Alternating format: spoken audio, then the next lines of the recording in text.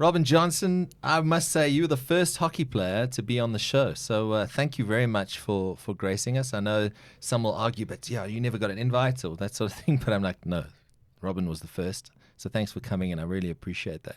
Yeah, thanks for having me, Sias. It's always nice to get some exposure and obviously nice to have a chat with you, about all things hockey and all that.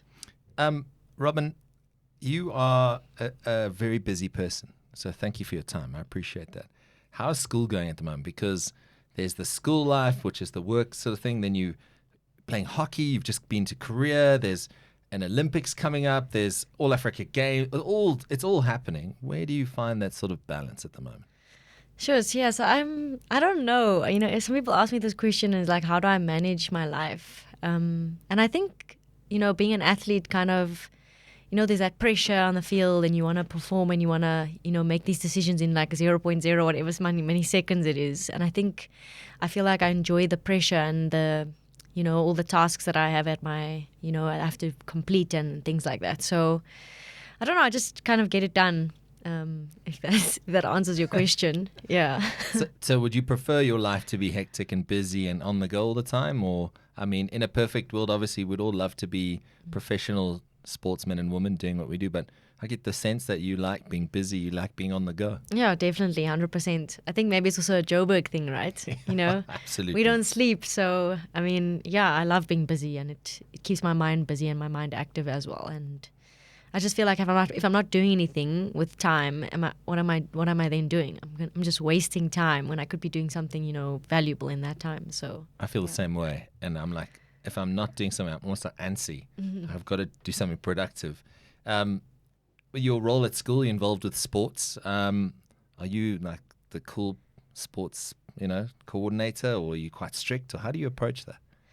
Yeah, I wouldn't say I'm strict. I think that I definitely have a good relationship with the kids that I'm, interacting with. So I kind of try and find a balance between, being hard and strict, and then obviously being, soft and, a person, and just, trying to mentor and give advice, because, they also may be aspiring to be an athlete or, aspiring to go to university to get a degree. So I always try and keep it a balance, basically. Yeah. And they know that you're a hockey rock star, right? Yeah, they do, yeah. Okay, so they like selfie, please. No, not selfie. I think I would probably die if they had to say, please can I have a selfie? Well, no, luckily not. I don't know if you've watched Ted Lasso at all, but I think the one guy calls it an ussy.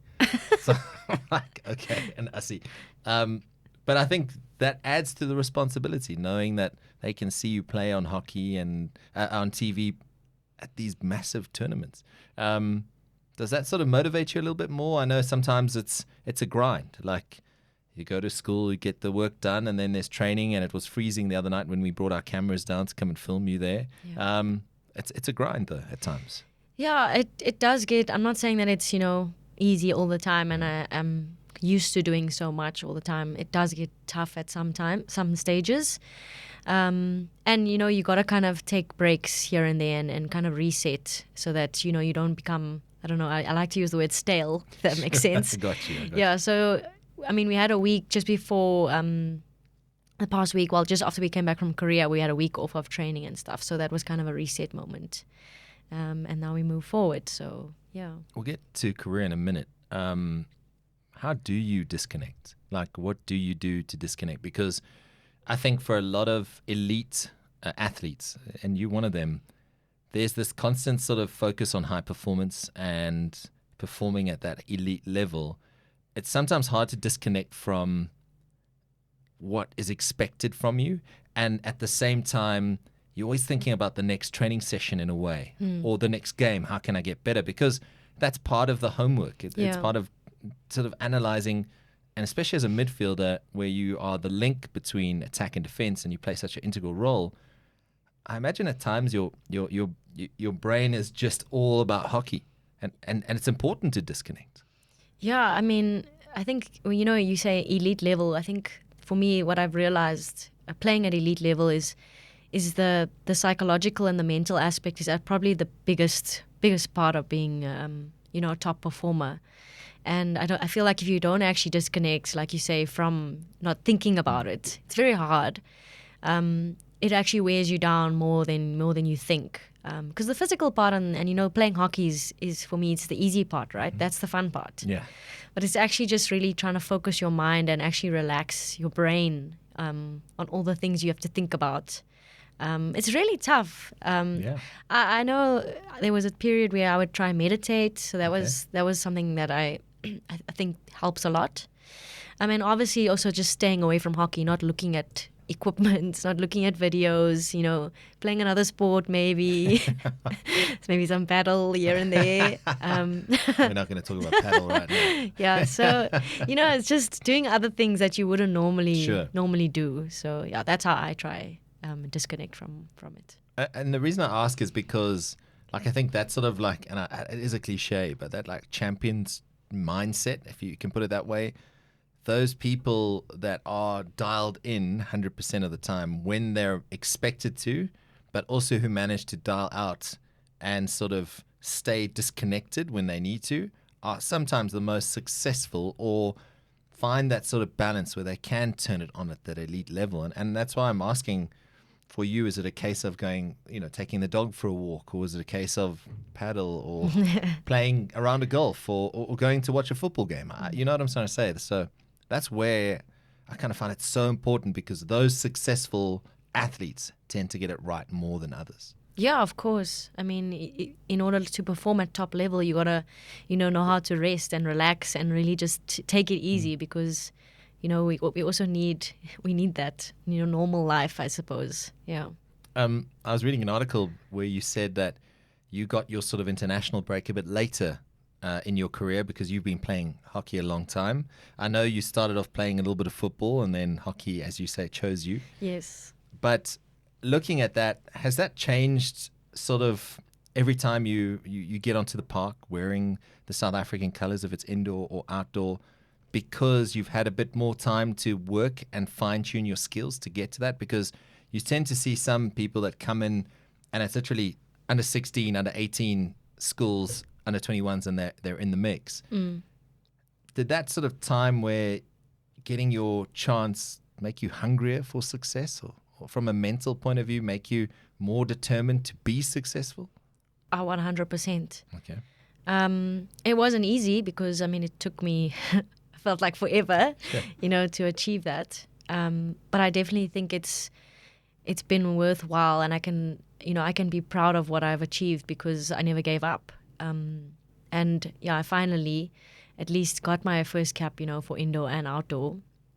And that's obviously made it that much more special, because I know I've worked really hard for it. Not to say that, if you're a youngster and Sure. you're making it, one after the other, that you don't deserve it. But I just feel like, because it's been such a long journey for myself, it's, I've loved the sport for a very long time, and I think I'll continue loving the sport until the day I die. So, yeah. I think that's so key, is the love for what you do. Because there are a lot of athletes who just go through the motions because they're expected to. For you, it's a hunger and a desire. And you've got in Paris Olympic Games, you've had a taste of Olympic Games, you've had a taste of a Commonwealth Games, you've had Indoor World Cup on South African soil, which is amazing. You guys did incredibly well there. An Outdoor World Cup, which is a little bit different. But it gets to that sort of feeling, and the little bit that I've got to know you now, you're 100% in. Maybe even 110% in. You know what I'm saying? And that for me is where that difference between that high performance elite sort of positioning is, and you find yourself with those athletes that are just kind of going through the motion. They tend to just fall off because they do take it for granted somewhat, whereas you've had to graft your socks off to get into the mix, and had to graft even harder to stay there. Yeah, I think, with hockey, that's what you play for, right? You play for these big tournaments. You want to go to a World Cup. You want to go to an Olympic Games. And I think that kind of has motivated me in staying in, and trying to achieve, making those big tournaments, because ultimately that's what you want, right? But as you say, like, it is difficult, because, a lot of people laugh when I say, yeah, I'm a professional hockey player, but I don't get paid.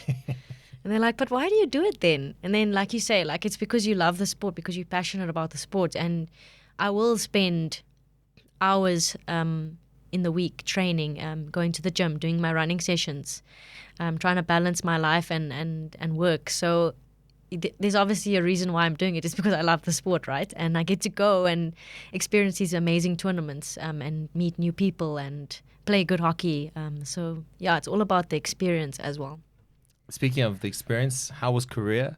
How was that? Because the executive producer on the show, Ray, has been there, I think twice. It was for Winter Olympics or something. But he says it's an incredible place. What was your experience like? I loved Korea. We actually stayed 2 hours out of Seoul. And we were at the Olympic Training Center. So, I mean, it was phenomenal just to be in a facility where they had good food. We had a good room, a place to stay in. We could do our washing every day, which was a plus. It's never the case in other places. And then obviously the facility, the Astro, the changing rooms, world class. So, I mean, we were in a bit of a hub, if I can say. And I think that did us well as a team, spending more hours together, training and really focusing. And we actually came back with some ranking points. So, I mean, that's a positive for us. Box ticked. Yeah, box ticked. Yeah. So we've definitely improved in certain aspects. Obviously, we still want to improve more. But yeah, I loved Korea. We got 4 hours in Seoul, which was really cool in the city. So I mean, I went to the Myeongdong market, experienced some Korean street food. Okay. Tell us a bit more. What was your favorite thing that you ate? Oh, so many things. Okay. So there was yes, I will tell you about the one. It was my one friend. I met with her because she actually teaches in Korea. And she's like, oh, you have to try this. I don't know. I can't remember the name of it, but it was literally a fed cook. Okay. I know it's not anything athletic or anything, healthy, but, That sometimes. was the end of the camp. That was the end of the exactly. tournament. Yeah, It's time to indulge a bit. So it was a fed cook with this sauce in it, and it had nuts in it, and Was it sweet? Yeah, sweet. Okay. And it got folded up in half and put in a cup. So I mean, it was pretty good. That's cool. Yeah. And there were other things that I tried as well. The mochi. I don't know if you've ever heard of mochi. It's like yeah, I've heard of that. Yeah, exactly. Okay. that was also really good. So I mean, a couple of things that were What an experience. Yeah, amazing experience. I mean, 4 hours wasn't long, but sure. it was something. So yeah. I know other athletes. Some of them are all about shopping when they do these things. Are you a shopper? Or are you someone who will go out and try and find a pair of sneakers or something that you can't get here type thing? Yeah, I am. Okay. Are you a sneakerhead? Would you consider yourself a sneakerhead? I am, yes. Okay. What's your pride and joy? What pair do you have? So I recently we went to Chile, and one of my friends has a connection with Puma. So I was like, oh, let's just go to the Puma store and see, what shoes they have. And I found a pair of trainers, and they're very colorful at the moment. Awesome. So, they catch your eye when you're wearing them. So I bought a new pair of trainers from Chile. Oh, So very cool. Yeah. Okay, so we got this. Yeah. Do you have a big collection? I know some athletes have a problem. I know there's some cricketers who I know, Chris Morris. I mean, he has got an obsession with Nike golf shoes. Oh, wow. And it's like not just any Nike golf shoes. He's got all of them. So I know some athletes that have an obsession, but I don't think you're on that level. No, I'm not. I think You're I'm responsible at least, unlike that's him. That's the word to use with me. I'm responsible. So, I mean, I love shoes, but Sure. I mean, I'm not going to buy a pair of shoes every single time I go away. No, of course, Yeah. of course. But yeah. But the thing is, for me, it's about experiencing other things. And like you said, you touched on the food. You touched on, Korea as a place. I mean, we've seen how well they've done in sport, especially in the football and other events, table tennis, you name it. But when you go to countries, I know that you're obviously there for a mission, and that mission is to play hockey and win games and do South Africa proud. But when you're there, do you get a little bit of time just at least experience the place? Because for a lot of people, it's about hotel, training field, match. Hotel, training field, match. Is it something you go there with an open sort of mind and try and experience what you can? Yeah, I mean, I know with Giles, our new coach, it is more of a professional environment. So, like you say, it is train, sleep, video, match, for example. But there are moments when you can experience the country. For example, like in Chile, I mean, we were living in the city area, and every morning you could go out and have a coffee. There was time in the morning, just to have a walk. And Decent coffee. yeah, actually quite nice. Okay. Yeah, I liked the coffee. I was putting a list together here. Sol, I've got to go and eat that. Definitely. You can ask me. I'll do that. Yeah. So, I mean, I think in those small moments, you can experience the country a little bit like that. Okay. Not necessarily maybe spending a full day out. Yeah. Yeah. Because it is, and you guys have traveled quite a bit of late, which is great. And I don't think in the past it's been the case. I mean, now that you guys are getting out playing quality opposition, that only can bode well going forward, because you're learning new things, you experiencing different teams, different experiences. And it looks to me like Giles has come in and he's just sort of elevated things. From fitness to, I mean, you're on the training the other night when we filmed you, you had to do your fitness for the day, It just feels like there's a bit of excitement with women's hockey at the moment. Yeah, definitely. Like you say, I think everything in each category has been elevated. And he's creating an environment where it's professional almost. And you got to be disciplined in this program, because, I mean, for me, if you just lack of something, your fitness or one thing, it's going to be picked up immediately. I mean, our physical guy is so good, he can already tell you if you're fit or not. I can see it. Yeah. Okay. So you can't actually, let a foot slip out. So, Sure. and that means it's an opportunity for you. You might not be selected again. I think that's also why it makes it so professional, competitive, is that you can't mess up. So I think that's really important for us going forward. And as you say, like the experiences and playing, these international matches for us is going to be really key for us towards Paris.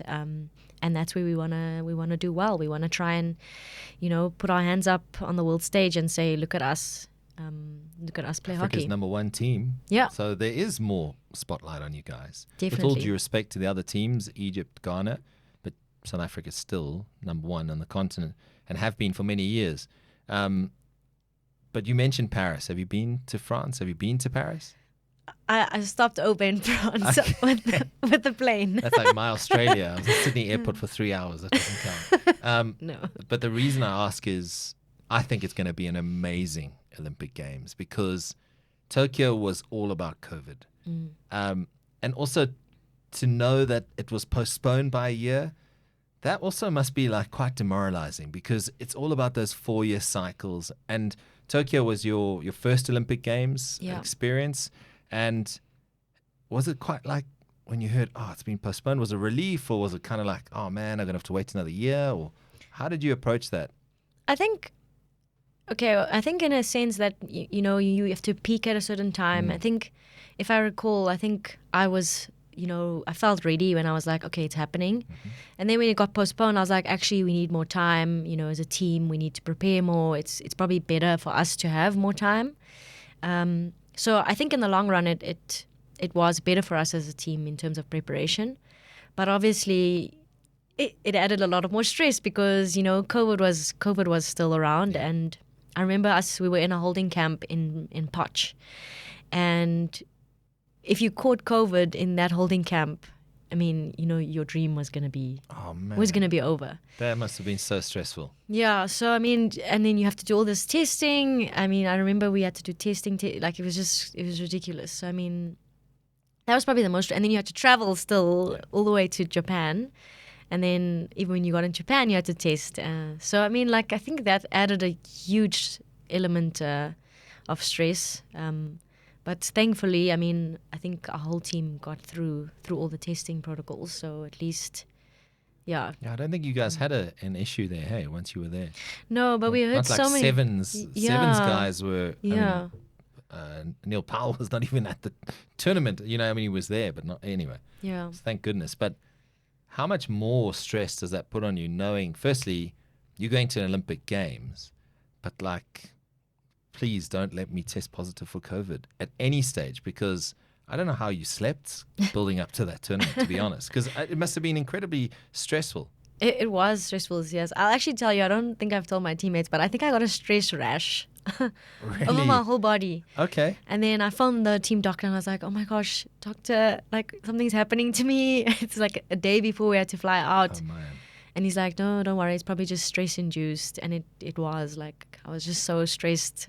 So when you got onto the plane, was it a little bit less stressful? Yeah, a little bit less stressful. But then on the plane, we were all like with visors on and, Really? masks. Oh, wow. Too afraid to eat or But drink then you anything. eat, you take it off, right? Yeah, Well, but your the mask. one, I think one of our teammates was so scared I don't think she ate anything. I think she just drank out of a straw through My word. through the... Well, you guys made it. Yeah, we did. How was that experience? I know the testing was a complete nightmare. Obviously, which was in the middle of a pandemic, but that sort of experience, it wasn't the same because I feel like it was almost a watered down Olympic Games. It didn't have that, the fans, packing in, screaming, going crazy. But in general, did you enjoy it? How did you experience Japan? I love Japan. Incredible place. The village was really, really exceptional. Also world-class facilities. Obviously sad not to have, fans in the stands watching, because I think my family would have probably come all the way to Japan to watch me. But I think overall the experience was really cool. If I was to go to Paris, it would be awesome to compare. Sure. Obviously it's going to be You are going to go to different. Paris. What are you talking about? Of course you're going to Paris. I have faith. Thanks, yes. We still got to go through all these selections. Sure, I understand. Yeah. More stress. More stress. As a professional athlete. More Thanks very stress. much. Yeah. More stress. But I mean, it's why we do it, right? Sure. Yeah. So it will be interesting to compare the two. But I will say, when I went to the Commonwealth Games last year, I kind of got a sense, having crowds watching us, That was well having attended, fans. It was packed in there. Exactly. Yeah. So that kind of gave me a bit of a taste or a feeling of, what a big tournament or big event could feel like. And Does I it think, lift you? Does I mean, I would imagine you singing the national anthem, I would go to war. I'm ready to go. You know what I mean? Is that the feeling? It's 100%. Like the atmosphere, you just get, these chills in your body, and when you're training and when you're in the stadium, all the fans are there. So, and it was quite special because also my family, they came That's to watch so cool, me. Yeah. So, I mean, I got to experience them in the crowd a little bit. So it made it special. But yeah, it was a cool event. And family is obviously very important to you. They need to be supportive because I think they also realize what you've put on the line to make it as a hockey player, if I can put it that way. There's sacrifices, there's that sort of thing, but that sort of Johnson family, everyone is supportive, and obviously your dad, and I'm sure you get asked every single time, but they're very supportive of you, which is so important for any athlete to have that support base just helping them through, because there's enough pressure on you just donning the South African clothes and being expected to play, because the media, the public, everyone expects South Africa, when you guys take to the field, to win every single game. Yeah. Family is everything to me. As you say, like, I don't think I would be able to, achieve what I've achieved without their support. They've helped me in many ways. It's very special for them, to come over and be in the crowd, because like you say, they know what I've, sacrificed in order to get where I am now. So, it's always special, very special. And that Commonwealth Games, I mean, Birmingham, they know how to put on an event. That's a slick, well-oiled machine. But some of the takeaways from that event for you guys as a team and yourself personally, having now experienced a sort of COVID Olympics, if I can put it that way, and then a Commonwealth Games where it was all open and it felt normal again. Yeah, I mean, so obviously with Commonwealth Games, I think we were a bit disappointed in our performance. I think we wanted to do better. And that was our World Cup was our kind of our pre-tournament to Commonwealth Games. And then there was an opportunity for us to, I think, make a step, in world hockey. But unfortunately, it didn't go that way for us. And I think Giles talks about an accelerated program, and trying to build international caps, as many, as we can get, and accelerate the program in terms of fitness, in terms of team performance, in everything, basically. And I think maybe Commonwealth Games was a bit too close because I think he was appointed in last year, at the beginning of the year. So I think maybe it was a little bit too ambitious, but I like that because, in sport, we always say you never know what could happen, right? Absolutely. No matter who you're playing. It's such an unpredictable... Especially with hockey. Yes. Literally, it's so fast. One little deflection, game on. Yeah, exactly. You know, so, I mean, I always say, like, you always got to be hopeful. And I think it's also good to be ambitious about what you want to achieve, but also put in the work and the hours. And I think going into our next competitions, I think that we definitely are going to be able to, like you say, win games going forward. So what is next? What's sort of the next thing on the calendar? Because Korea feels, it was just the other day, basically. Yeah, it was. End of May. So the team is going to Spain next. That's the next competition phase. And I think that is at the end of July. Is that a series? Or Beginning of July, sorry. Or is it a tournament sort of thing? Series. Okay. Yeah. Excellent. And what do you know about Spain, like in terms of, have you played them before? Have you experienced that? So we haven't played Spain recently. No, we haven't played them. It's been a while. It has been a while. Yeah. But they, I think, are top 10 in the world, Sure. so they are going to be tough opposition to play against. And obviously, it's going to be probably summer because it's July, so it's going to be very hot. I know last year when we were at the World Cup, when we were in Spain, I think it was like between 30, 34 degrees, somewhere around there. So again, traveling from winter, change of weather. So that might be, But different. these are the will be opposition different. you want to be playing Oh, against. no, of course. You know what I mean? It just raises that bar for you guys. And Definitely. And I have no doubt that each time you come back from something like that, you've got like that 1%. And it is about that improvement as you go. down the Yeah, line. definitely. It's those fine, small little margins. I mean, if you can improve on those little aspects, then you already have improved a lot, right? Speaking about those fine margins, when did you sort of realize hockey was the sport that you wanted? Because I know you've told me before you grew up playing football in a football house. But when was that sort of moment when you were like, hang on a second, this could be for me? I think I was in high school, and I think I made my first provincial team. And then I was like, oh, okay, I'm actually quite good. Like, I think you only realize it when you go to trials when you're a kid and you see all these other fellow hockey players and there's so many of them and you're like, oh, am I actually going to get the cut? Am I going to make it? And then you make it and then you're like, oh, okay, this is quite cool. Like, and then you obviously go and you play your interprovincial tournament and then you meet other provinces and things like that. So I think it was from that moment I probably was like, maybe I can, make a national team or play better. And here we are. Here we are, yeah. As they say, picked up a stick and never looked back, or something like that. Exactly, yes. You've had a legend like Piti Kutsia sort of around. I think she coached you at Wits, if I'm not mistaken. Yes. Absolute legend of the sport. But do you see yourself one day as sort of passing on the baton? Like, I know we still got lots of hockey to play, but Piti played for a long time, and she was incredible in what she did. Is that sort of how you see yourself as passing on the baton to the next generation, especially considering you already work with kids at school? And so would coaching be something you would consider moving into, or would it be more like a mentorship type role? Oh, yes, definitely. Currently, I actually am working with Wits University. So I'm the assistant coach with Lance Lowe with the women's program. Sure. So, yeah, I think I've kind of already... set the course. Yeah, I've kind of already the groundwork has been laid. Yeah, exactly. And to go like international level, sort of, is that? I'm not sure about international level. I mean, we don't know where the road will go, right? But for now, I'm just at university level, so we'll see. And having fun, I'm sure. Yeah, no, I love it. The Wits girls that we have are, student athletes. So, they're studying their degrees. And they're playing hockey, so I mean... Also partying. Of course. You have to party, Absolutely, right? balance. Absolutely, I got you. It's normal. So, yeah, I mean, we have a great bunch of girls.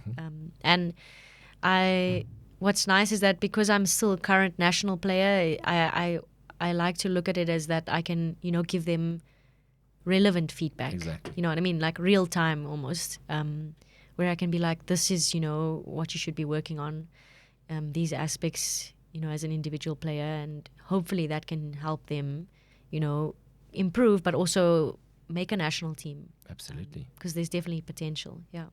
Do you crack the invite to the fines meetings? Yeah, I definitely do. The girls like me, so I think they do. They do like me. That's so, cool. Yeah. No, it's some fines meetings. We can get into that. Have you ever been to a fines meetings? I Yes. played I played tux fourths. Oh wow! So you've been to a I was real on the social fines meeting. train. Absolutely. We had airplane parties. And You know all the songs, right? Absolutely. It's like this triggers the, but I'm not going to sing right now. You're going to put me on the spot. But that university hockey space, I think, is so important in South Africa because the school system is strong. I think across South Africa, even though hockey still is one of the smallest sports, I think school system is very good, boys and girls. Yeah. And you have your traditional schools. But there's that sort of the gap that if you aren't sort of picked up and playing in Europe or in the national sort of squad, a lot of talented players fall through the cracks. Yes. So that hockey space is so important to develop talent. And I mean, you're seeing it firsthand with Fitz now. Yeah. Do you feel that, that sort of varsity system is adequate now? Or do you think we could have more games? Or, you know what I'm trying to say?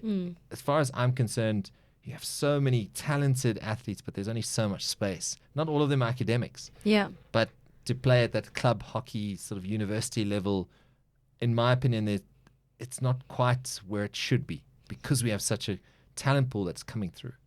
Yeah, I might be mistaken here, and this is my humble opinion. But you entrenched, you're seeing it. What do you make of it all? Yeah, I think that it's for me, I think like in terms of our club systems, because obviously the universities are involved in the club system. What I think would elevate the university system, and I think hockey as a whole would be, when we get the opportunity to play against another province. So, a Western Province Cricket Club, for example, can play against a Wanderers or a Wits. And I think that's when, we'll actually start seeing, maybe a change and maybe not many people falling through the cracks. Yeah. Because I think then we'll have a bigger base and more opportunity, I suppose. I mean, if you look at the Dutch, for example, the Hoofdklasse, they play everyone in the whole country. So, I mean, I know South Africa's big, but I mean, I'm hoping that maybe one day when it's more professional, that players get that opportunity to actually play clubs. Cricket have a club champs, so why can't we have a hockey club champs? So I think they do have like a Belgotex. I don't know if you've heard of Belgotex before. No. Yes. So like in The Durban, paint. Belgotex make the turf, right? No, I don't know. So thank you for educating me. Yeah, they make the artificial turf. But Is that the blue or the green one? Yeah, Yeah, okay. exactly. And comes in both colors Yeah. and stuff. Yeah. So there's a Belgotex tournament that happens in Durban Okay. around July, and usually that's like almost like a club champs Okay. kind of. Is that invite or how does that work? Invite? Yeah. Okay. So you don't qualify, by winning your league sort of thing. I'm not sure. I'm putting you on the spot. Yeah, You're putting me on the I've never spot, played a so- Belgotex tournament before, so I don't really know the qualifications. Sure. But more like that. Yeah, I think if we it's get to something like that. and Exactly. expose our club teams to other teams, sea level, altitude, all that sort of jazz. Of course, yeah. Because I think looking at where hockey could potentially go, we're not lacking in talent. And we all know that there's been stuff along the way that's been outside of control. Like I remember 2016, I mean, we had qualified, we hadn't qualified. for Rio, you yeah. know what I mean? It was an absolute disaster. But I just feel our hockey players don't quite get that sort of support that other sporting federations give their athletes, if that makes any sense. Yeah, I think that you're right. We don't really get, the support, as other federations do. I think that, as you say, I think there's a lot of hockey players in South Africa. Yeah. So, I mean, why don't we get the support that we need, right? But hopefully,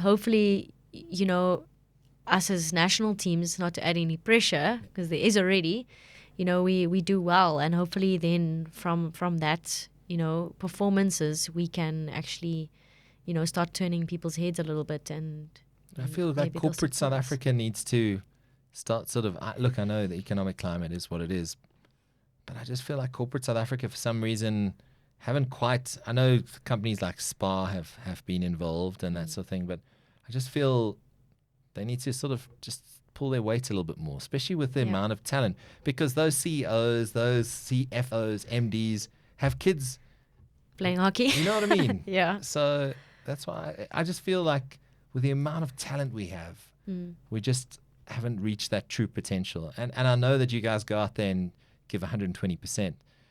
But I look around and you look at the teams in Europe, and maybe it's an unfair comparison at times, or even Australia, just the funding and the way things are set up. It's just like they have everything they need to succeed.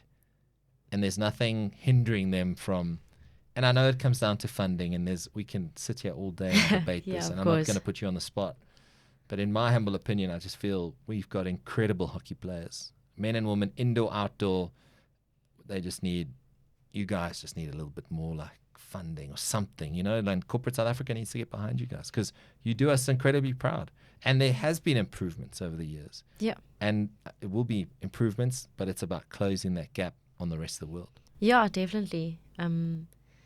It's like you say, they get everything they need, right? And here we are, You're working a full-time job and then going to training and then, trying to balance everything. Yeah, it's tough. But I think when I had spoken to you in my other interview, CS,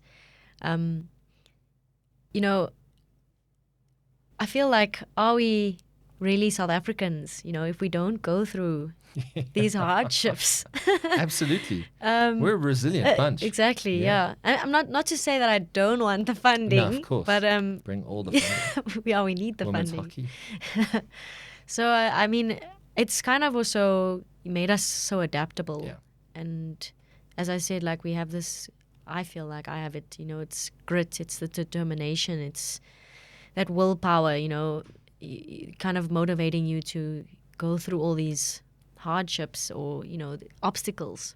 And I think when you actually put all those characteristics together, I think that it makes you so much more powerful, mentally, physically, and it's just about actually just performing. I think at the end of the day, I think any team that comes up against a South African team thinks like these guys are tough because they can overcome load shedding and all these things. Exactly. But you know what I mean? Exactly. In general, yeah, we're tough to play against because we give 120%, because we're on the park not necessarily for the money, we're there because we love what we do. And I think that speaks volumes of how well you guys have done with the limited sort of backing you have. And I know the powers that be will be pulling their hair out with all these comments, but at the end of the day, more can be done, and you guys deserve that support, man. But let's move on. In terms of your role as a midfielder, there's obviously, and there's similarities. Your dad obviously being a very famous football coach. Yes. A midfielder's the playmaker, the link. You have to be one of the fittest players on the park. Do you ever sort of get to a point where you're like, maybe I should have been a striker? Or, because they get all the glory, right? Yeah, they No do. one wants to be a defender or even a goalkeeper. Although the goalkeepers will say otherwise. No, they'll definitely probably be giving me the side eye right now if I had to say anything about them. But you know what I'm saying? Like, I think midfield is such a role that's there's so many aspects to it. The strikers also do their fair share of running and that sort of thing. But is that the position that you could, you're very happy you're in and that you enjoy playing? I think I always loved playing as a midfielder. I think it's because I work hard, I always say, like, there's no excuse for you not to run hard on the pitch. And also, you can always, running, no matter, you could have an opposite number that might be better than you in some aspects, but there's no excuse for you not to run next to that person and run just as hard as she's running, right? So I think it's just kind of been, I don't know, ingrained in me that I've just run and run and run and don't stop running. So maybe that's why I've always been a midfielder. But as you say, I think being a striker would be quite fun, Sometimes you can Scoring swap one game. scoring goals is not a bad thing. So yeah. Do you have a celebration when scoring a goal? Like, would you? Because I mean, you have the footballers. Erling Haaland does this thing. Yes, yeah. Ronaldo, Messi. all of them have. Yeah. Do you think about that at all? No, I don't know. What would you do? Hockey players are Like- so weird. We're so weird. We see us like, when we score a goal, you're just so tired. You're like, yes, I scored. I'm just like out of breath. Or you Back just to the back to the start. Let's Yeah, get ready. let's go again. Let's take the other, the extra seconds just to catch our breath. Absolutely. So, There's no but knee slide into the corner sort of thing. You know what I mean? That'd be pretty cool. Before the game, maybe we'll chat about it. Like, okay, if you score a goal today, what's your celebration going to be? If you do the celebration, I'll help you with the celebration. But, you just, in the heat of the moment, you forget about it. It's not habits for us to be, sliding across the pitch, lifting our shirts up or whatever it is. So, yeah, it's not really normal for us to. Well, come on, indulge me here a little bit. So I did see a celebration the other day, and I thought it was pretty cool. Maybe someone will think it's lame, but you literally just act like you just put them to bed. Okay, I like that. I got you. Yeah. Speaking of which, how much football do you watch?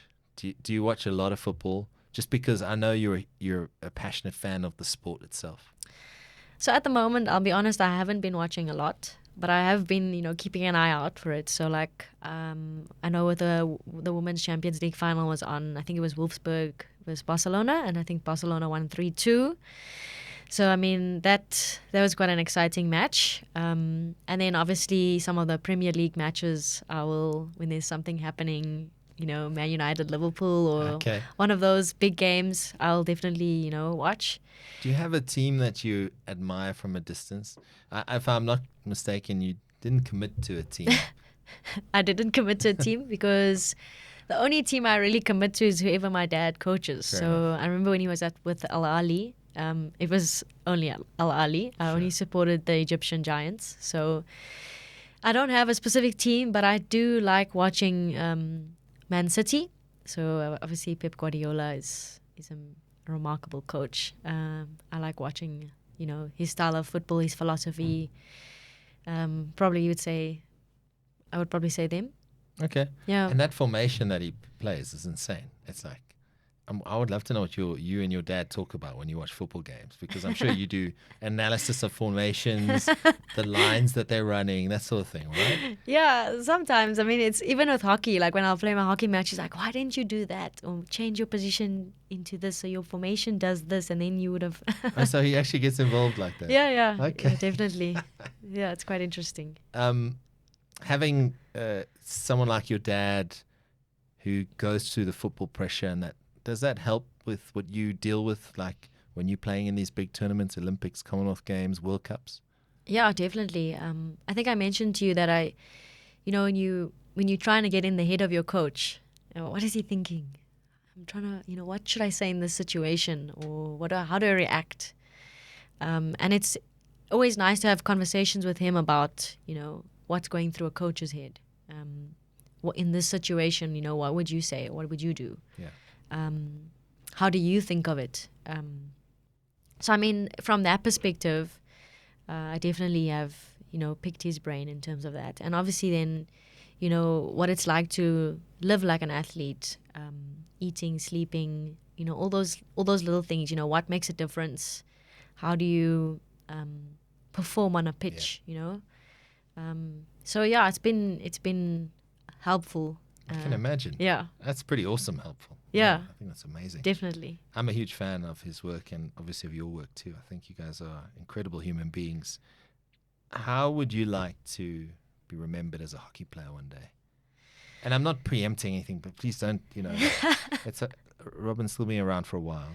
But I like to ask every single athlete, regardless of the stage they are in their career, how they want to be remembered one day as a hockey player. So, see, hopefully I'll be remembered in this way, but I think for me it's, about being the team player. That's kind of who I am, and how I've always played my hockey is that I've always been the team player. I like to involve everyone in the team, in any team I play in. It's about combining and how you make your teammate feel. If they make a mistake, okay, it's fine. You know what? It's okay. You're gonna get the next one. So, I think that it's really important for me to be that person, and involve everyone, because I feel like when everyone feels like they valued and they involved, that's when you actually get the best out of people. So for me, it's really about wow, I remember Robyn when she made me feel like I was involved and I was important on the field and I contributed to the team, and that's, I think, the most important thing for me as a player and as a person. I think that's wonderful, because team culture goes hand in hand with performance. There's no doubt about it, and commitment, dedication, all those boxes ticked. We're almost wrapping up here. I know you're very busy at the moment with exams. Is that hardcore? Invigilating. It's been a while since I wrote an exam. So. Do you just walk around and like, hey, you, or just walk around and look at the posters on the wall? No, I'm kidding. I walk take around. It very seriously, obviously. Walk around and check to see they're not cheating. Yeah. Last one from me. Looking at your journey in hockey, and I imagine there's a lot of advice from a lot of people that you've got along the way. Do you have one sort of bit of advice that sort of, it's almost like a mantra or something you live by each day? Because I'm sure when the legs are tired, they're burning, there's still 10 minutes to go in the game, you guys are chasing, you have to almost find that sort of inspiration, because it's hard graft at that time. Lungs are burning. You're going to try and get the equalize or try and get the winning goal or whatever it is. Do you have something that you sort of lean back on and think, okay, this is that little spark or the advice? Or yeah, I think, like you say, I think in every stage or every part of my journey, there's always been some sort of mantra, right? Or there's been some person or some coach that's opened my eyes up to certain things, right? And I think over the past, I would say maybe, I don't know when my brother, I have a twin brother, by the way. So he was recently coaching one of his Wits teams, and he did a remarkable job with his team. They won the league or something. And one of the quotes that he had spoken about was the LeBron James quote about nothing is given, everything is earned. And for me, that just speaks volumes, for my whole career. And I think, like you say, you could be drawing, you could be on the verge of winning, you could be on the verge of losing the game, and nothing is given, but everything is earned. And I feel like no matter when you step on, when you step onto that field, it's not going to be given to you. You got to go out there and actually earn it. And I think that's, you got to go out and earn your fitness. You got to earn your nutrition. You got to earn your sleep. So I feel like that for me is just something that's so powerful, and we got to remember that. Yeah, remember it. That's amazing. I was aware of your twin brother, but we'll chat to him another day. Maybe we'll get both of you in studio and we can chat. That might be very interesting. Lastly, I know there's still selection, and when you go to Paris representing South Africa, what do you think that will mean when you're in the French capital or wherever it is the hockey venue is, and you're listening to the national anthem? What do you think that will mean to you? Because I'm sure that will be one of those memories you will cherish for the rest of your life. I think you hit a soft spot, yes. I think, as I said, in my interview previously, putting the national jersey on every moment is special, right? But I think if I had to envision Paris 2024 in this moment, I know my family would be there watching me. I'd be singing it in front of a lot of people. Mm-hmm. You'd be with your teammates. I have this feeling that we would have probably worked our butts off, in the lead up to Paris. So I think that hopefully not, the emotions don't take over me, but I feel like it's going to be very, very special and something that I'll never forget for the rest of my life if I get the opportunity to be standing, on that pitch singing the national anthem. Robyn, I have no doubt you'll be there. I wish you all the best. Keep up the amazing work. with the Wits coaching, with the school, with the national team. You're a true inspiration, and I think there are many boys and girls play hockey, look up to you, and will want to follow in your footsteps one day. So thank you for your time, and thanks for sharing your journey with us. Thank you so much, Yes. Stay safe, and we'll see you in Paris. Yes.